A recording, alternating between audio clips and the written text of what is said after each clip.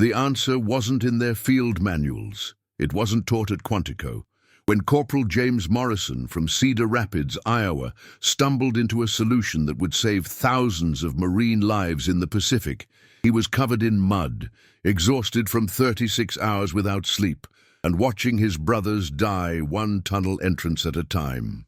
The Japanese fortress islands had turned into killing grounds, where invisible enemies struck from darkness and vanished underground before Marines could return fire. But Morrison noticed something the enemy never anticipated, something about chemistry, desperation, and Iowa farmland. What he discovered that night would make the impossible visible, turning the hunters into the hunted. The secret.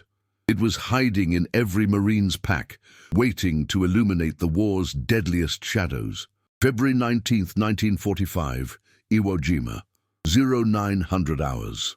The volcanic sand felt like broken glass beneath Corporal James Morrison's boots as he crouched behind a shattered palm stump, watching another squad disappear into the maze of death that had consumed 23 Marines in the last 48 hours. The sulfur stench mixed with cordite created an atmosphere so thick it coated the back of his throat. Temperature, 92 degrees. Humidity, suffocating.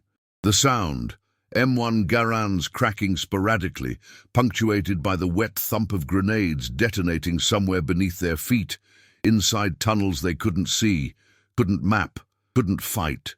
Mount Suribachi loomed behind them like a gravestone, its slopes riddled with 16 miles of interconnected tunnels, a subterranean fortress the Japanese had spent months carving through volcanic rock. Intelligence estimates said 3,000 enemy soldiers were underground.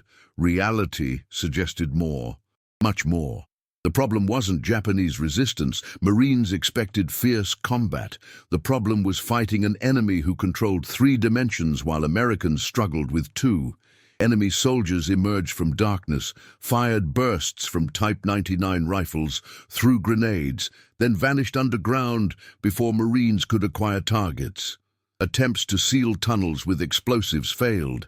There were too many entrances, too many interconnections, too much depth. For every entrance collapsed, 3 remained operational. Statistics quantified what felt like slaughter. Casualty rates in tunnel combat zones exceeded 60%. First platoon, Dog Company, landed with 46 men. After 3 days near Suribachi's base, 21 remained combat effective. The pattern was mathematically precise and strategically devastating. Squads advancing across open ground took flanking fire from concealed positions. Marines pinpointed muzzle flashes, charged forward, and found nothing.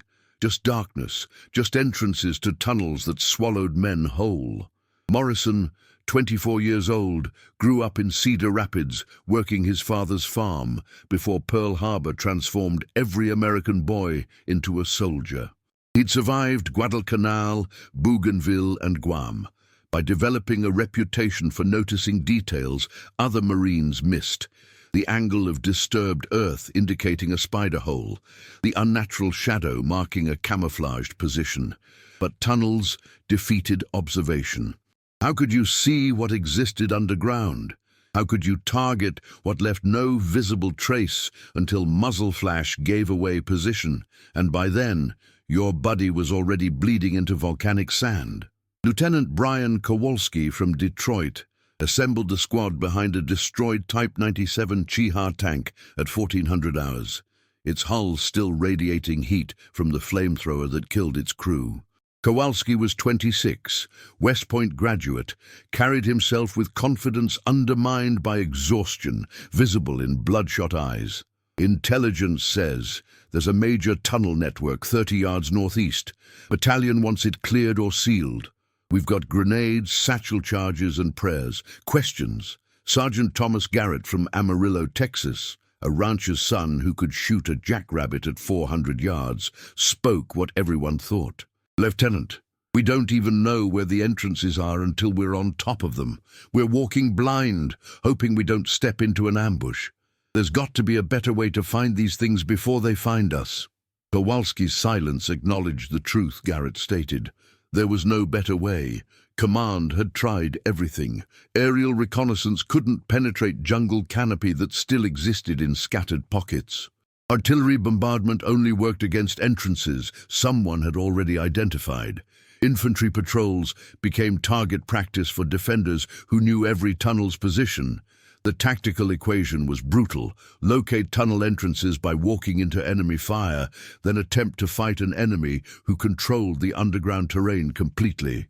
Morrison studied the terrain through field glasses, scanning for anomalies. Tunnels required ventilation. Combustion consumed oxygen. Men needed air. Japanese engineers were brilliant, disguising air shafts as natural formations, hiding entrances behind boulders, beneath vegetation, inside collapsed structures. But physics couldn't be disguised.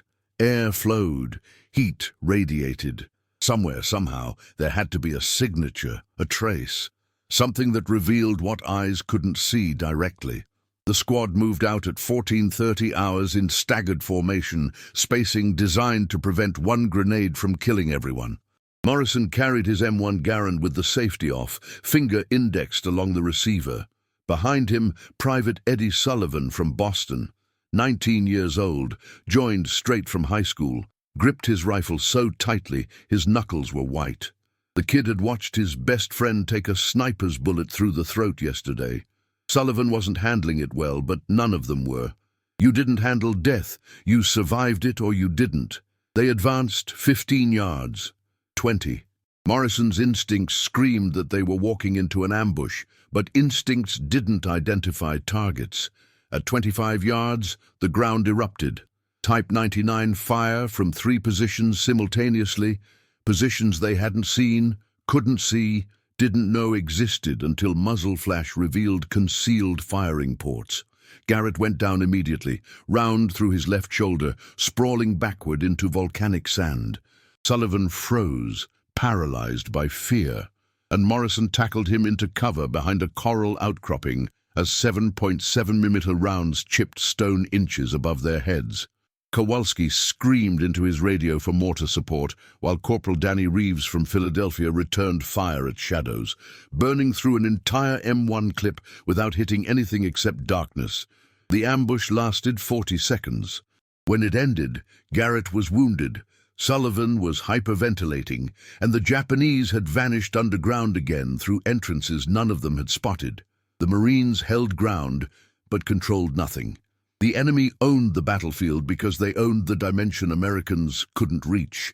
They hauled Garrett back to casualty collection at 15-20 hours, his shoulder packed with gauze that turned red faster than medics could change dressings. Battalion assigned them replacement riflemen, fresh faces from California and Minnesota who didn't know yet that this island consumed men like machinery.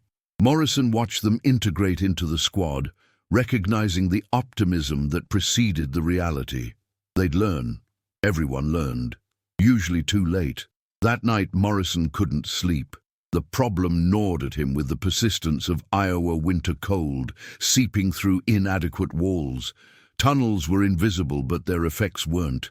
Somewhere, somehow, there had to be a trace, chemical, thermal, physical, something that marked their location. His father had taught him that nature always left signs. A disturbed beehive meant bear activity. Scratched bark indicated deer movement. Bent grass revealed game trails invisible to casual observation. What signs did tunnels leave? What trace marked their presence? He stared at supplies stacked in ammunition crates under canvas tarps, rations, medical supplies, grenades, rifle cartridges, water cans, and boxes of white phosphorus marking rounds used by mortar teams. The phosphorus grenades, Willie Pete to the Marines, burned at 5,000 degrees, creating brilliant white smoke for signaling. Command used them to mark targets for artillery. But phosphorus did something else Morrison remembered from chemistry class at Cedar Rapids High. His teacher, Mr. Henderson, had demonstrated how phosphorus reacted with organic compounds, how it created luminescence under specific conditions. Phosphorus particles, when dispersed in air. Morrison sat upright so fast he banged his helmet against the foxhole's sandbag wall. The idea was insane, completely impractical, probably wouldn't work. But the alternative was continuing to walk blind into ambushes that were killing his brothers. At 0200 hours, under darkness so complete he couldn't see his own hands, Corporal James Morrison from Cedar Rapids began planning an experiment that would either save thousands of lives or get him court-martialed for wasting ordnance. Either way, refusing to try meant accepting death as inevitable. And Morrison had stopped accepting death as inevitable the day he'd watched Sullivan freeze under fire. If tunnels could be made visible, if somehow, impossibly, they could glow, then Marines could fight an enemy they could finally see. February 21st, 1945. 0600 hours. Morrison presented his theory to Lieutenant Kowalski in a command bunker constructed from salvaged Japanese fortifications and American desperation. The structure smelled like tobacco smoke, sweat, and the bitter coffee that kept officers functioning on 3 hours of sleep per night. Kowalski listened while studying tactical maps showing tunnel networks marked in red, incomplete intelligence based on costly reconnaissance that had already claimed too many casualties. "Corporal, you're suggesting we use white phosphorus grenades to make tunnel entrances visible in darkness. Explain the chemistry, like I'm an engineer from Detroit who barely passed college chemistry." Kowalski's tone wasn't dismissive. It was exhausted pragmatism of an officer watching his men die and willing to consider anything that might change the equation. Morrison pulled a crumpled notebook from his pack, sketches and calculations rendered in pencil during hours when sleep wouldn't come. "Sir, tunnels require ventilation. Air flows through entrances and shafts. Japanese engineers can't disguise physics. They can only disguise visual appearance. White phosphorus grenades disperse particles that remain airborne and luminescent. If we saturate an area with phosphorus smoke and then observe in complete darkness, air currents from tunnel ventilation should pull particles into openings. The phosphorus will mark airflow patterns. Entrances should glow, not bright but visible, enough to target." Kowalski rubbed his temples, processing. "That's assuming phosphorus particles remain visible long enough, assuming airflow is strong enough to create distinguishable patterns, assuming darkness is total enough to see low-level luminescence, assuming Japanese don't just seal tunnels when they see smoke. That's a lot of assumptions, Morrison. Sir, we're currently walking blind into positions we can't identify until we take fire. Our casualty rate is unsustainable. If this works, we identify entrances without triggering ambushes. If it fails, we've wasted a dozen phosphorus grenades. Risk versus reward favors attempting it." The calculation was brutal, but accurate. Kowalski knew it. Battalion knew it. Every Marine on Iwo Jima knew it. Command had already attempted flamethrowers, demolitions, tank destroyers, close air support, everything conventional doctrine suggested. Nothing prevented the pattern. Advance. Take fire from invisible positions, lose men, hold ground without controlling terrain. Innovation wasn't optional anymore. It was survival. "You get one night, Morrison, one test. If it shows promise, I'll push it up to battalion. If it fails, we return to standard clearing operations, and you keep your insane theories to yourself. Understood?" Morrison understood perfectly. He had 72 hours to prove concept, refine technique, and develop operational protocols. The work began immediately. The first obstacle was logistical. White phosphorus grenades were designated ordnance, intended for specific tactical applications. Requisitioning them required justification through proper channels, paperwork, approval from officers who would question why a corporal needed smoke rounds for experimental purposes. Morrison didn't have time for proper channels. He traded cigarettes, promised favors, called in debts, and outright begged supply sergeants who controlled material like kings commanded kingdoms. By 1400 hours, he'd secured 18 M15 white phosphorus grenades, enough for preliminary testing. The second obstacle was technical, creating conditions for observation. The technique required complete darkness. February nights on Iwo Jima weren't naturally dark enough. Artillery flashes illuminated horizons. Flares drifted overhead, marking front lines. Burning vehicles created ambient light that destroyed night vision. Morrison needed controlled conditions, which meant improvisation. Sergeant Eddie Guzman from Los Angeles, combat engineer with experience in demolitions and field fortifications, volunteered to help construct what Morrison described as an observation post optimized for darkness. They selected a position 400 yards behind front lines, partially protected by terrain elevation, sheltered by a destroyed Japanese bunker's remaining concrete walls. Guzman requisitioned canvas tarps, sandbags, lumber salvaged from shattered structures, and rope.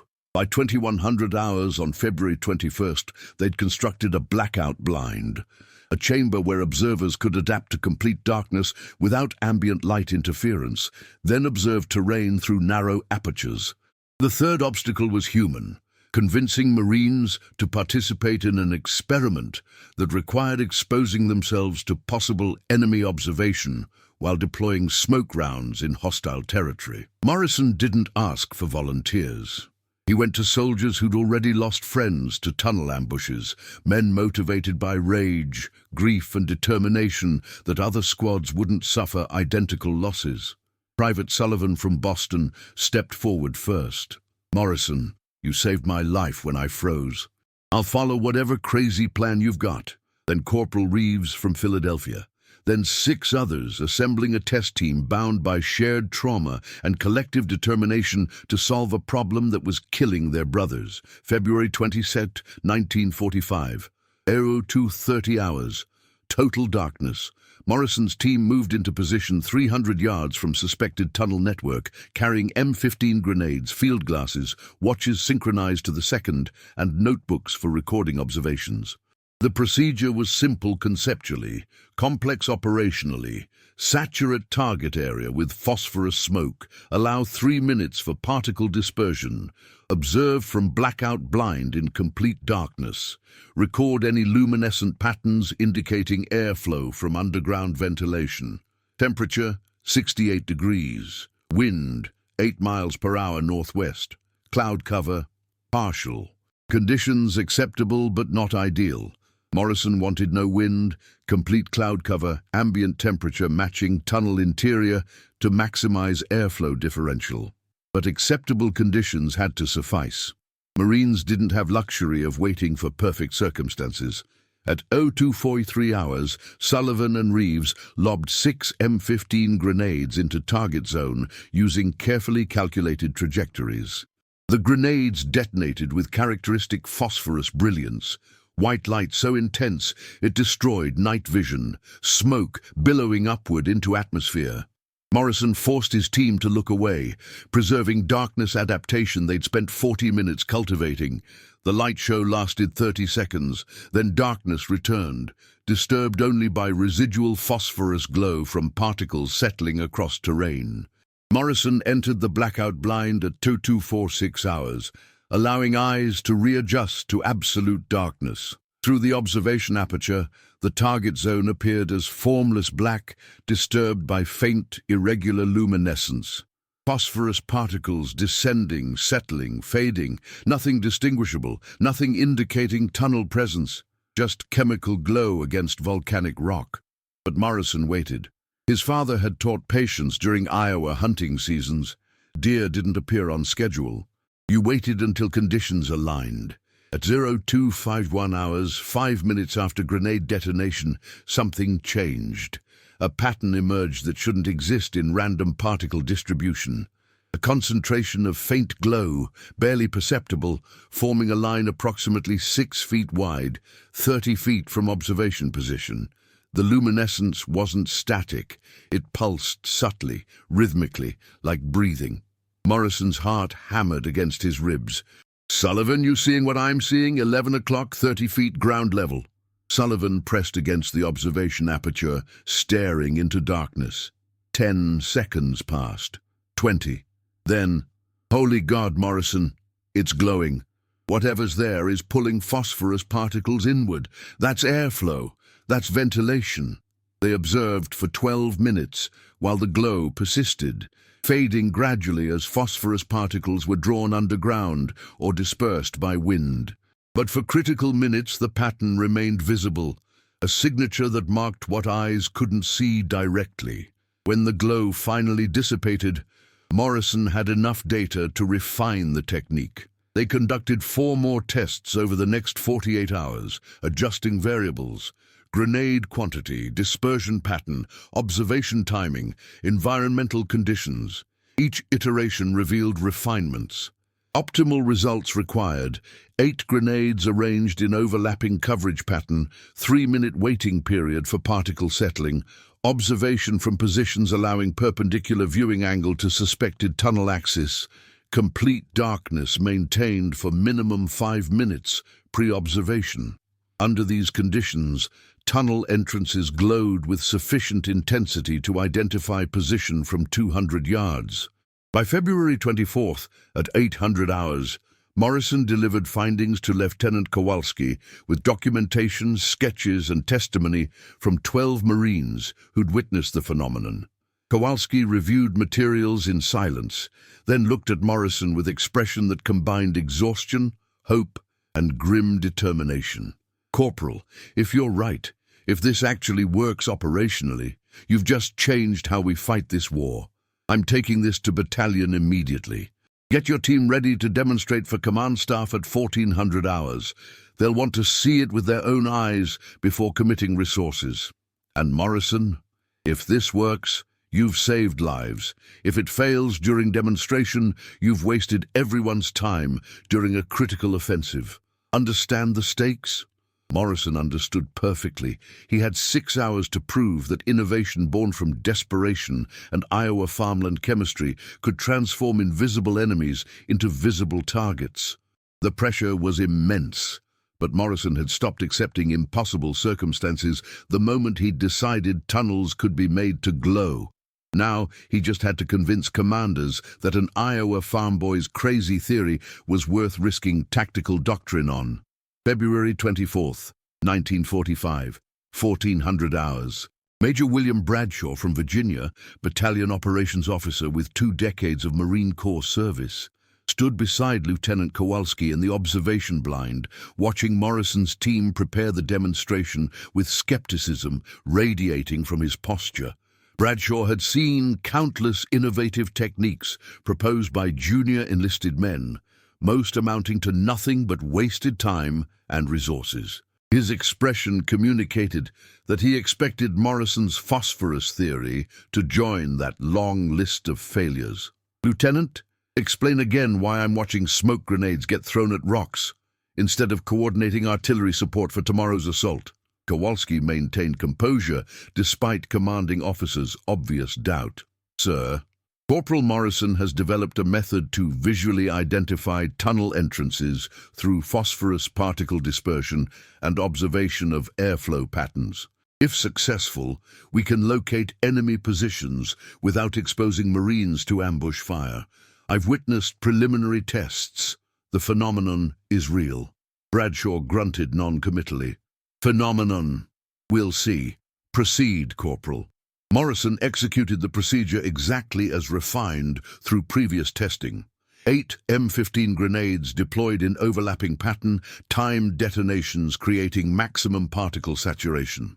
White phosphorus ignited like miniature suns, burning through darkness, filling target zone with luminescent smoke. The demonstration team looked away, preserving darkness adaptation.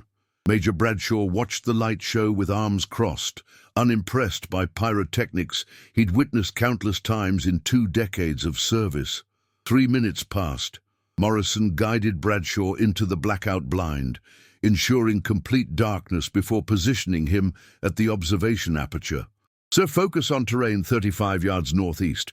Watch for luminescent patterns that persist after general phosphorus glow fades.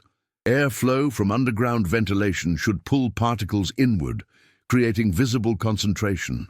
Bradshaw stared into darkness, silent. 4 minutes after grenade detonation, the glow emerged, faint but unmistakable. a line of luminescence where phosphorus particles concentrated, drawn by air currents invisible until marked by chemical tracer.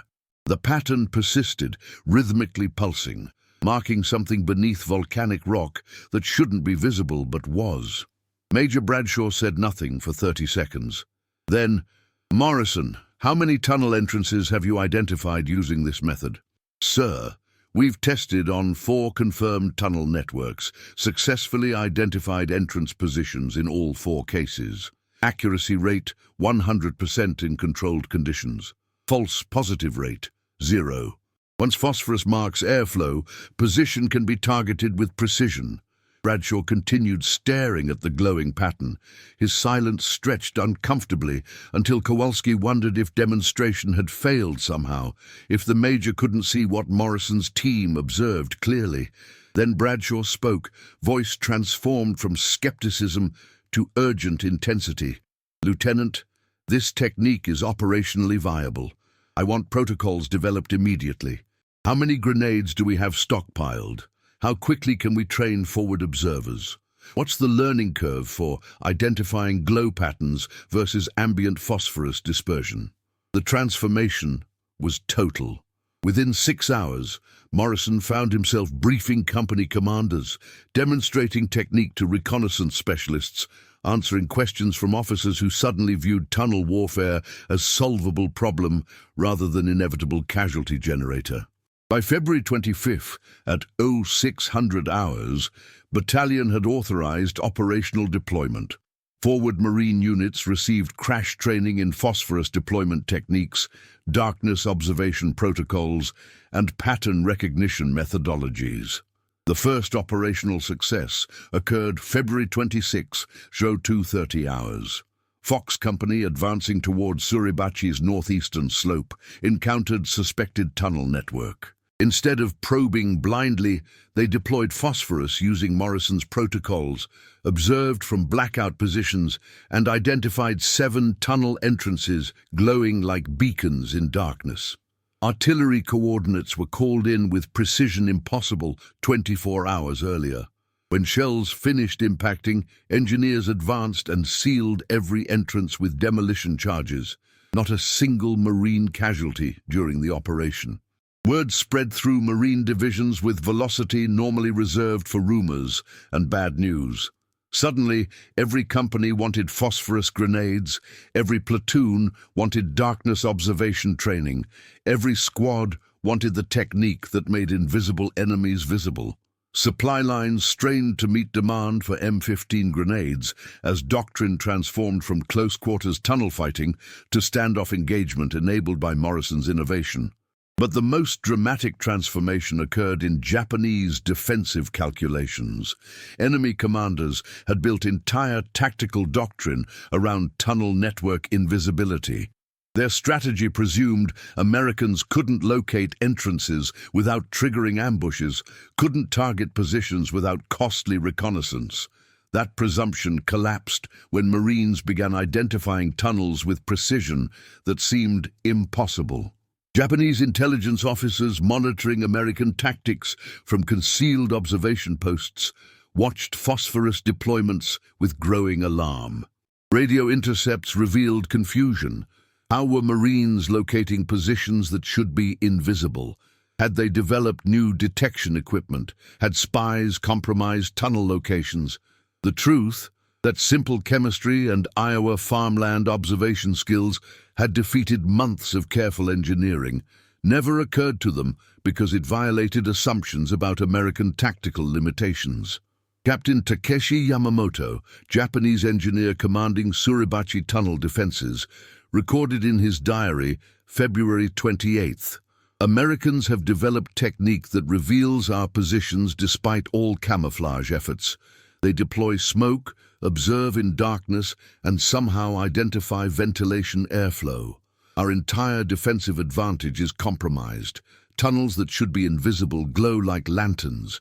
We cannot understand how they achieved this capability. Our doctrine assumed Americans would stumble blindly into our positions. Instead, they target us with artillery precision before we can engage. Casualties mounting, morale deteriorating. The underground fortress we spent months constructing has become a tomb. The psychological impact was devastating. Japanese defenders who'd felt secure in subterranean positions suddenly realized they were targeted before emerging. The hunter-prey dynamic reversed. Tunnel networks that should provide protection instead became known locations vulnerable to artillery, demolitions, and flamethrower attacks. Defenders who'd emerged confidently to engage Marines now hesitated, knowing their positions were compromised. Marine casualties in tunnel combat zones dropped 63% in 10 days following technique implementation. Squads that had suffered 50% casualty rates began completing objectives with minimal losses. The innovation didn't eliminate tunnel fighting.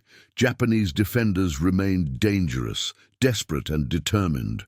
But Morrison's technique transformed tunnel warfare from blind combat into tactical engagement where Marines held advantage. By March 5th, Major Bradshaw formally recommended Morrison for Bronze Star citation, noting, "Corporal Morrison's innovation in tunnel detection methodology represents significant tactical advancement achieved through individual initiative, scientific application, and determination to solve problem that was costing American lives." His technique has been adopted across division and is credited with saving hundreds of casualties while increasing operational effectiveness against fortified positions. Morrison accepted the recognition with Iowa farm boy modesty, deflecting praise to his team, to the Marines who'd believed in crazy theory about making darkness glow. But privately, in moments between combat operations, he allowed himself satisfaction that came not from medals, but from knowing Sullivan hadn't frozen again, that Reeves had survived 3 more engagements, that Marines were coming home to wives and mothers in Cedar Rapids and Boston and Philadelphia because tunnels weren't invisible anymore. March 26, 1945. Iwo Jima secured. The cost had been devastating. 6,821 Americans killed, 19,217 wounded, casualty figures that represented the highest per-unit ratio in Marine Corps history.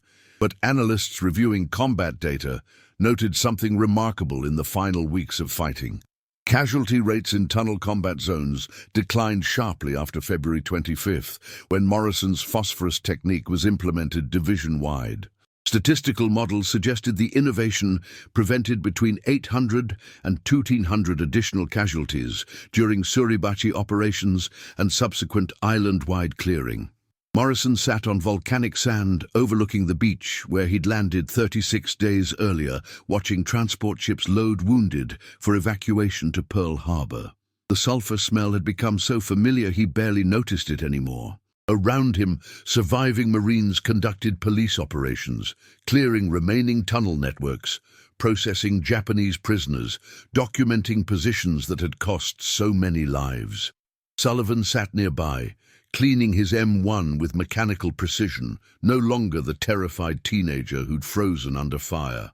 Combat had transformed them all, but they'd survived. That mattered more than medals or recognition. Lieutenant Kowalski approached, carrying paperwork that Morrison recognized as transfer orders. "Corporal, battalion is sending you to Pearl Harbor for 2 weeks, then to Quantico. They want you to teach tunnel detection techniques to officers preparing for Okinawa and mainland invasion planning. Your innovation is being incorporated into Marine Corps doctrine officially. Every infantry battalion will receive phosphorus detection training before deployment to Pacific Theater operations." Morrison processed the information with exhaustion that made coherent thought difficult. 36 days of continuous combat had depleted reserves he didn't know humans possessed. The prospect of leaving Iwo Jima, of sleeping without artillery, of eating food that wasn't canned rations, of walking without scanning for tunnel entrances, felt surreal. "Sir, the technique isn't just mine. Sullivan threw the grenades, Reeves documented observations, Guzman built the observation blind, everyone contributed. Everyone will receive recognition in unit citations. But you conceived the solution, Morrison. You refused to accept that tunnels were an unsolvable problem. That refusal saved lives. The Corps recognizes innovation when it changes tactical outcomes. Over the following months, Morrison's technique proliferated throughout Pacific Theater operations. Okinawa invasion forces deployed with phosphorus detection as standard reconnaissance protocol.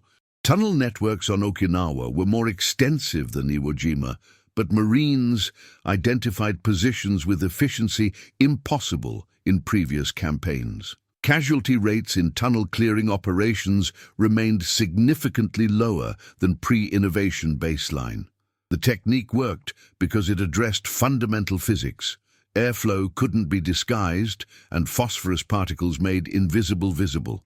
But implementation revealed broader implications beyond immediate tactical applications. Morrison's innovation demonstrated something profound about American military culture that differentiated it from adversaries.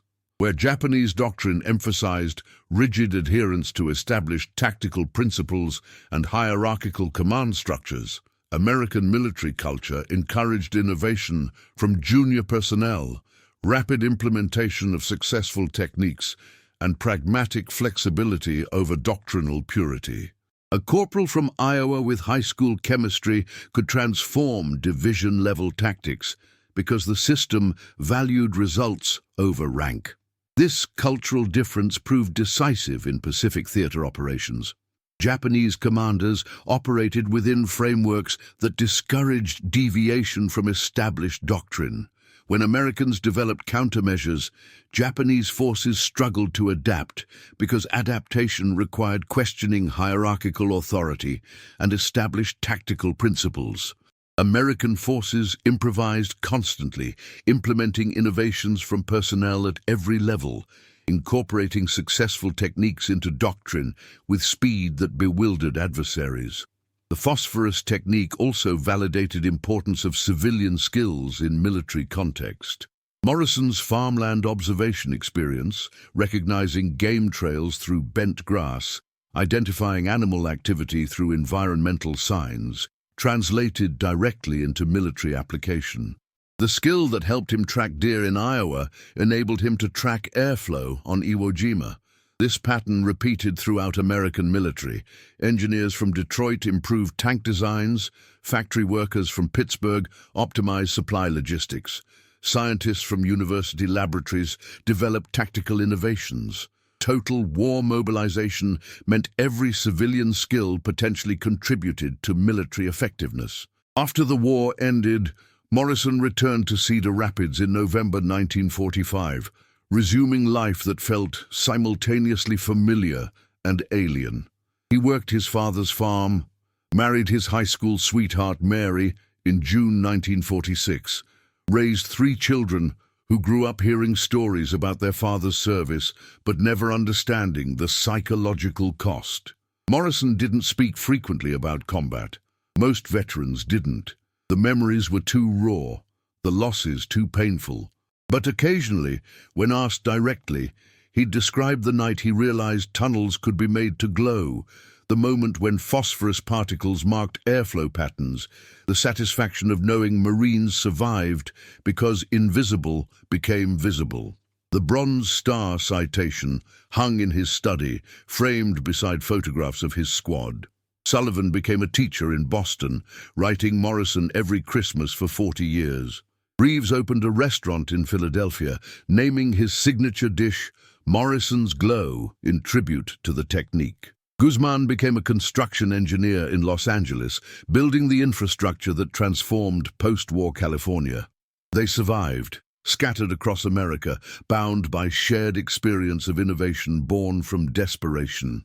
Military historians studying Pacific Theater operations eventually recognized Morrison's contribution as representative of broader pattern in American military effectiveness. Studies documented hundreds of similar innovations: modified tank designs, improved radio communication protocols, enhanced medical evacuation procedures, optimized supply distribution systems. These innovations didn't emerge from central planning or hierarchical command. They emerged from individuals at every level, identifying problems and developing solutions with resources available. This decentralized innovation culture proved decisive in conflict where adaptability determined survival. The phosphorus technique itself was declassified in 1954, incorporated into military training manuals, studied in tactical courses at Quantico and West Point.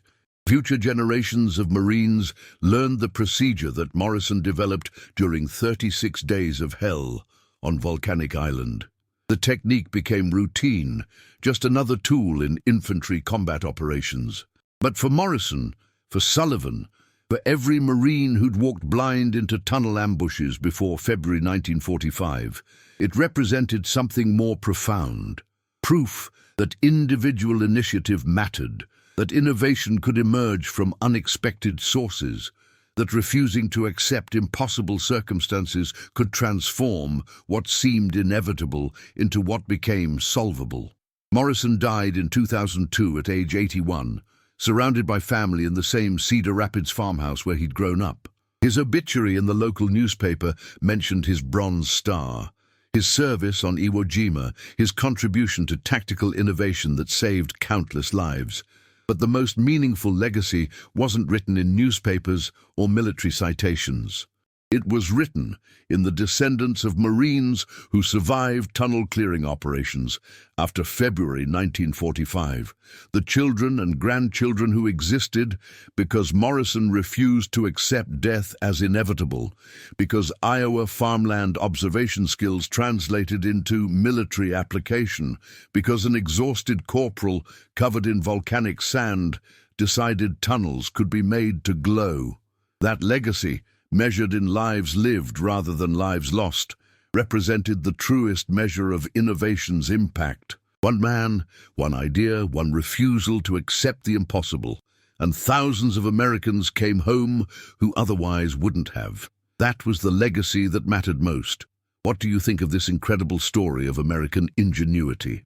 Morrison's technique shows how one Marine's determination changed the entire course of tunnel warfare in the Pacific. If you enjoyed learning about this hidden piece of World War II history, hit that subscribe button and ring the bell so you never miss another untold story of American heroes who changed history. Drop a comment below. What other Way 2 innovations do you want us to cover? Thanks for watching, and remember, sometimes the greatest weapons aren't the biggest guns, but the brightest ideas born from desperation and determination.